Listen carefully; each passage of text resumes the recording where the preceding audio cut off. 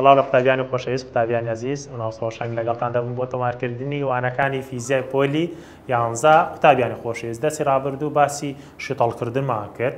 شتەڵکردن بۆ هەندێک ئاڕزەدارەکان و پرسیارش ماسە حەڵ کرد، هەتا نمونەکەمان بۆ لەسەرشی کردەوە. ئێستا دێنە سەر چی؟ ڕاهێنانەکەی با بزانین چەند پرسیارێکشمان هەیە لێرەدا وەکو بهێنانەوەیەک بۆ پرسیارەکان بە بیزانی خراپ نییە. پرسیار یەکەم دەست پێ دەکەین یاریزانێکی تۆپێ دووری 35 متر بە درێژایی یاریگایەکە ڕادەکات. یاریگایەکمانە بۆ خۆدەزانی یاریگا درێژی و چی هەیە؟ پانی هەیە. بە دووری 35 متر بە درێژایی یاریگایەکە ڕادەکات. پاش ئەوەی بە گۆشەی 25 بەلای ڕاست ئاڕستەی ڕۆشتن بنەڕەتیەکەیەوە پێس بکاتەوە. اینجا ئەوە یعنی ئەوە دووریەکە و گۆشەکەی داوە. باشە بابە؟ یعنی دی یەکەممان چەندە؟ 35 وە گۆشەکەمان بداياتي دەڵێ 35 بە درێژایی یاریگایەکە ڕادەکات. یعنی گۆشەیەکەممان چەندە؟ گۆشەیەکەم دەڵێن چەندە؟ سەفرە. پێش ئەوەی بە گۆشەی 25 بەلای ڕاست، یعنی کە ئەو کاتی کە بەرەو لای ڕاست ڕۆیشت، ئەوە دەبێتە چی؟ دەبێتە ثێتای دوو. گۆشەکە دەبێتە چەند؟ 25. باشە؟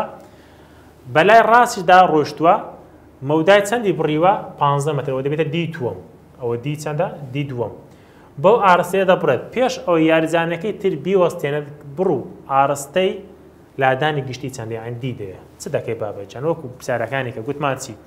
گوتمان ئەو دیە پێکەنەری ئەکس و وایەکەی دەدۆزینەوە ئەگەر هەیبێ، ئەوەشیان پێکەنەری ئەکس و وایەکەی دەدۆزینەوە، پاشان ئەکسەکان پێکەوە وایەکان پێکەوە. ئەوەندێ یەکەمیان دی یەکەمیان ئەگە بێن بدۆزینەوە پێکەنەری ئەکسەکەی بدۆزینەوە، پێکەنەری ئەکسەکەی ئەگە بدۆزینەوە دەڵێن چی؟ دەڵێن دی یەک کۆساین سێتا، دەڵێن 35 جارانی کۆساینی چی؟ سەفر. دەکاتەوە چەند؟ دەکاتەوە 35. بەس کۆمپۆنێنتی ئەکسی هەیە. دی ئەکسی دووەم ئی دووەم 15ەیە، دەڵێن 15 کۆساینی چەند؟ 25. گۆشەی خۆی چەندە؟ 25. ئەو ئەکسەکەمان دیتەوە.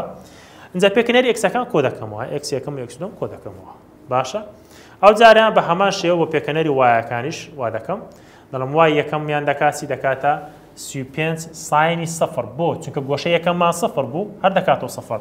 ئی دووەمیان دەڵێن دیەکەمان چەند بوو؟ دیت و 15 بوو، گۆشەکەمان چەند بوو؟ 25. لێکی دەدەین دەکات 6.34. ئەنجە دوایە چەند دەکەم؟ کۆیان دەکەمەوە، دەڵام سەفر کۆ 6.34 دەکات چەند؟ دەکاتە سالب 6 متر بە ئاڕستەی پانی چی؟ پانی یاریگایەکە. بۆیە سالبمان بۆ داناوە. دواویش دەڵێتی کە دەڵێ بەر ئەنجام دۆزە یاسای فیساگۆرسی تێدەکەێت، دەڵێن ئەکس تواندوو وای تواندوو. ئەکس تواندوەکەمان بە نزیکی وەری بگرین، ئەمە بە نزیکی لێرەوەمان گرتو نووسیمان چلوونە دەناک بۆ خۆشی لێر بنووسی وار چلوونە دەبێ، دەتوانێت بنووسی 48.6. یان بەس بە نزیکی بینووسی باشترە، دەتوانێت بنووسی لێرە لە باتەوەی بنووسی 49. باشە؟ 49 تواندوو کۆ سالب 6.34. لێرەش قوتابیان چەندمان هەیە؟ 6.34. بەس ئەم بەنزیکی وەرم گرتووە دەتوانی هەر بنووسیەوە 6.34. باشە؟ احتیادیە لێرەش دەتوانین 6.34 توانی دوو.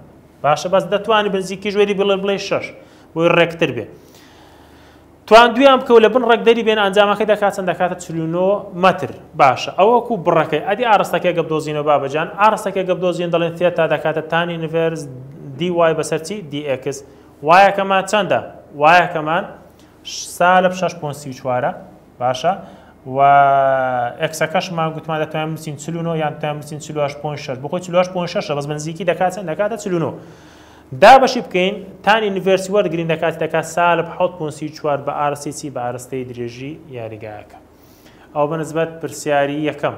بەنسبەت پرسیاری دووەم قوتابیان پرسیاری دووەم بە هەمان شێوە حەلە بە ژمارەکەی گۆڕاوە. باشە بە هەمان شێوە شیکارێم ئەنی پرسیاری یەکەم و دووەم وەکو یەکن بابە. پرسیاری سێەم بە هەمان شێوێ ئەو جارەیان دیەکمان هەیە 8 بەرەو باکوور دەڕوات پاشان 5 مەتر بەرەو خۆرهەڵاتی باکوور بە گۆشەی 35 دەڕوات دوای ئەوەی چاڕوانی پڵنگێک دەکات بۆ ئەوەی لێ نزیک بێتەوە 5 مەتر بە ئارسی خۆرهەڵات لێرەدا سێ دیمان هەیە دی1 دی2 دی3 بە هەمان شێوە دیکە دی یەکەم x y بۆ دەدۆزیەوە پێکەنەری وایەکان بۆ جارێک بۆ دی1 دەدۆزینەوە جارێک بۆ دی2 جارێک بۆ دی3 ئەو جاریان پێکەنەری ئەکسەکان بۆ دی1 و بۆ دی2 بۆ دی3 ئاوە. ئێستا لە پێکەنەری یەکەم بەس y1 تەماشا بکەین 8 مەترە 8ەکەی دەنووسینەوە لەی دۆمیان دەڵێن دی2 کۆساین سێتە تەماشاکە دیقەتی ئێرە دەبابەجان لەسەر لانێ بڵێ مامۆستا ئەوە گۆشەی ئەوە چی مامۆستاەوە ئەتو نەتگوت وایەکە دەبێت ساین بێ ئەمە گوتم وای ساین وەردەگرێ ئەگە گۆشەکە لەگە تەوەرەی چ بێ لەگە تەوەرەی ئێکس بێ ئەدی گۆشەکە لەگە تەوەرەی وای بێ ئەو کاتە وایەکە دەبێتە کۆساین ئاگادار بە باشە جا بە خۆشی لێرەدا وایە دیەکە وە گۆشەکەمان لەگە تەوەرەی چێە لەگە تەوەرەی وایە بۆیە وایەکە دەبێتە چی دەبێتە کۆساین بۆیە 3.5 ینی کۆساین 35 دەکات چەند 3.486 مەتر ئەو بەنسبەت وایەت وای سێمان دەکاتە سەفر بۆ سەفر وای سێ بۆ سەفر چونکە دەڵێ 5 مەتر بە ئارستی خۆرهەڵات ڕادەکات خۆرهەڵات تەوەری ئێکسە وایمان نییە کەواتە وایەکەمان دەکاتی وای سێمان دەکاتە سەفر اینجا ئەو وایانە کۆبکەوە کۆیان بکەوە دەکاتە 11.486 چونکە 8مان هەیە 8 کۆ 3.486 کۆ سەفر دەکا 11.486 بەرەو کوێ بەرەو باکوور باشە چونکە باکوورمان بۆ پێکەنەری وایمان هەیە اینجا دوای ئەوە پێکەنەری ئەکسەکە بە هەمان شێوە پێکەنەری ئەکسی یەکەم سەفرە بۆ چونکە بۆ خۆی دەڵێ دووری یەکەم بەرەو کوێ بوو بەرەو باکوور بووە عنی بەس وای هەیە ئەکسمان نییە ئەکسی یەکمان دەبێت چی دەبێتە سەفر لەوەی دوێمە دەڵێ بارۆ خۆرهەڵاتی باکوور ئێستا ئەوەیان لێرە خۆرهەڵاتی باکوور کوتمان لەبەرەوە گۆشەکە لەگە تەوەری وایە ئەکسەکە چ وەردەگرێت ساین وەردەگرێت مامۆستا ئەمە چۆن بزانم گۆشەکە لەگەتە باش وەرە باتێت گەێنم وەرە دەبێت هەر بۆ دووبارەکەمەوە بچمەوە بێداتەکەی دڵت دانامرچێ کاکە دڵت دانامرچێ تەماشاکە قوربانجان ئەو ناڵە 3.5 مەتر بەرەو باکووری خۆرهەڵات بەرەو خۆرهەڵاتی باکوور وشەی باکوور لە کۆتایی نهاتوە نەمگوت ئەگەر هاتوو ئارستەی دووەم ئارسی ئاخر چێ بوو گۆشەکە لەگەوی دروست دەکا بابەجان گۆشەکە لەگەوی دروستکە وە حسابکە ئێرە گۆشەکە لەگە ئێرە دروست بوو ئەوە ثێتایەکە ئەوە دەبێتە ئێکس ئەوە دەبێتە وای ئەو گۆشەی ئێرە چێ بەرامبەریەتی ئێکس باش ئەگەمە یاسای ساین بنووسم نەمگوت گۆشەکە لەگە چێ بوو گۆشەکە لەگە چێ بوو ئەو پێکەنەری وەردەگرێ ئەو پێکەنەری وەردەگرێت سە وایەکە وەرە ساین یاسای ساین بنووسە ساین سێتە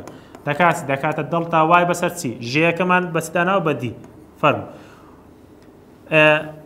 لێرە ناڵین بەرامبەر بەسەر ژێ یاخە لێرە ئەو وای بەسەر دی نابێ بۆ چونکە بەرامبەر گۆشەکەی چمانێ ئێکسمانەیە ئێرە ئێکسە دەڵێن دی ئێکە ئێستا ئەگەر دی ئێکس دۆزیەوە دەکاتی بابە دەکاتە دی ساینی سێتە ئێکسەکە سانی وەردەگرێت ئەوەیە مەسەلەکە ئەو پێشتر لە تێبینی پێشوو بۆم باس کردی بابەجە وەرە دەکاتە ئێستا ئێکسی سێەم ئێکسی دووەم ساین وەردەگرێت دەکات 3.5 مەتر جارانی ساینی 35 ئەی باشە مامۆستا بۆ ئێکسی سێەم کۆسانی وەرگرت کاکە گیان ئێکسی سێەم وەرە قوربانجان ئەوە یەکەم بوو دی یەک بوو ئەوە دی2 بوو ئەوە دی3 بخۆی دەڵە بەرەو کوێ بەرەو خۆرهەڵات یعنی ئێکس کوڕم کاتە بە گۆشەی چی هەر بەرەو خۆرهەڵات بەرەو خۆرهەڵات بابە دەڵێن دی ئەکسیم دی3 کۆساین سێتای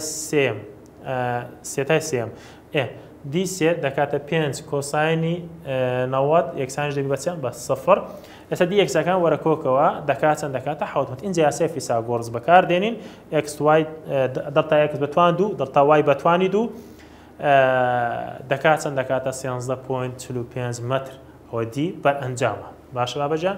پرسیاری چوارەمیش بە هەمان شێوە شیکار دەکرێت بابە، دەتوانین لە ماڵێ دەست و پەنجانتی لەگەڵ نەرم بکەیت. قوتابیانی خۆشەویست، پێداچوونەوەی 2 لێرە کۆمەڵە پرسیارمان هەن پێکۆشیان دەکەین ئینشەڵڵا. پرسیاری یەکەم لە سیستەمی پۆتانی گونجاو دیاری بکات. سیستەمی پۆتانی یعنی مەقسەدمان پێکەنەری ئێکسا وایە چییە؟ باشە بۆ شتڵکردنی هەرێک لەمانەی خوارەوە. خاڵی ئەلف پشیلەیەک لە باخچەی ماڵێک دەجوڵێت. کاکە دەجوڵێ، باشە کە دەجوڵێ یان سەتەوەری ئێکسا یان سەتەوەری وایە، یان بە سەرزەیدا دەڕوە یان هەڵدەگەڕێ. وانە دەڵێن تەوەری ئێکس بۆ پێشەوە بۆ دوایە، یا پشیلەکە چێتە پێشێ یان چی لێ دێ دەگەڕێتەوە. وانە ئیوە ئەو جارەیان وای بۆ لای ڕاست و بۆ لای چی؟ بۆ لای چەپ. باشە جا بۆ شێوەیە شاخەوانێک بەسەر چیای سەفینێکدا لە هەولێر سەر دەکەوێت، دەڵێن تەوەری ئێکس بۆ پێشەوە بۆ دوایە و وایش بۆ سەرە و خوارەوە. سەر دەکەوێت سەرەوە دەڕواتە سەرێ، ئەو دەڵێ دەجوڵێ. خاڵی جیم دەڵێ ژێر دەریاک بە گۆشەی سی لە ژێر ئاودا دەجوڵێت. ژێر دەریا دێتە سەر دێتە خوارێ. وانە ئیشەکەی وایە دەڵێن تەوەری ئێکس ئاسویانە لەسەر ئاسی ڕووی ئاوەکە ئاسویانە و وایش بۆ سەر و خوارەوە. ئەوە تەوەری پۆتانی. خاڵی دووەم بۆ ئەم پرسیاری دووەم دەڵێتی دەڵێ بۆ ئەم خێرایە لەسەر یەکتر ئەستونانەی خوارەوە بڕ ئاڕەسێ بەرەنجام دۆزەوە. جا لێرە چمان هەیە؟ خاڵی ئەلفمانەیە، خاڵی بامان هەیە. زۆر ئاسانە پێکەنەرەکانی یعنی ئێکس وایەکە. جا چ دەکەین لێرە؟ دەڵێ تێبینێکمان هەیە دەڵ ئەگەر لە پرسیار تەورەکان دیاری نەکرابوو ئەوە لەم جۆرە پرسیاراندا ژمارەی یەکەم بە تەوەری ئێکس دادنین و ژمارە دووەم ژمارە تەوەری چ دادنین؟ وای دادنین. ئێستا دەڵام ماسێک بە خێرایی 3 مەتر بەسەر سەکەند لە ڕووبارێک دەپەڕێتەوە لە چاو ئاوی ڕووبارەکەدا بە خێرایی 5 مەتر بەسەر سەکەند. باشە قوونی گوتووە باکوورە باش یەکسە چ دەکەی؟ یەکەم ئێکسە، دووەم چیە؟ وایە. اینجا یاسای فیساگۆرس لە خزمەتتدا فی دەکاتی لەبەرەوەی ڤی دەڵە خێرایی بەرەنجام ڤی بدۆزەوە، دەڵێن ڤی یەکسانە بەڕەجی ڤی ئێکس توانندو کۆ ڤی وای تواندویان دەکەوێت لە بن ڕێک دەکاتیان 5.8 و ئەگەر تێتاکەش دۆزینەوە دەڵێن ڤی وای بەسەر چی؟ ڤی ئێکس تان ئینڤەرسی وەردەگرین داهاندێنینەوە دەکاتیان دەکاتە 59. لە خاڵی با دەڵێ بەلەمێک بە خێرایی 1 مەتر بەسەرێک بە ئاڕستەی ستون لەسەر خێرایی شەپۆلێک دەجوڵێت کە بڕەکەی چەندە 6 مەتر بەسەر سێکاندا. لێرە دیاری نەکردووە بە هەمان شێوە دەڵێن ئێکس ئەوەشیان چیە؟ وایە بە هەمان شێوە دایدەنێ و وەسەلام ئیوە لێ دەخوڕی. پرسیاری سێیەم قوربانگیان بۆ تۆم داناوە دەست و پەنجانتی لەگەڵ نەرم کە وەڵامەکەشم بۆ نووسیوی جا هەوڵدا حەلی بکەی شیکاریکەی لەقی ئەلفەکەی لەقی باکەشمان مراویمان هەیە مراوی بە تاودانی چەند دەڕوە 2 مەتر بەسەر سێکەند و جا بە گۆشەی چەند 35. ئەوە چێە؟ ساین و کۆساینەکەی قوربانگیان لەگەڵ زەویدا ڕاوچێک هەڵدێت ئاسۆی و شاوەڵی بدۆزەوە. ئاسۆی یعنی ئێکسس و شاوڵژ یعنی وای. بەس مامۆستا دەڵێ کەی هەیان مامۆستا ئی چۆنی بکەم؟ کاکە گیان چاوەکەم یعنی دەڵێ مامۆستا ئێستا مەگە ڤی ئێکس بدۆزمە کۆساین دەرمیان ساین دەنێم. تێبینیەکە تێبینیەکانی خۆمان ئەلێرە دەڵێ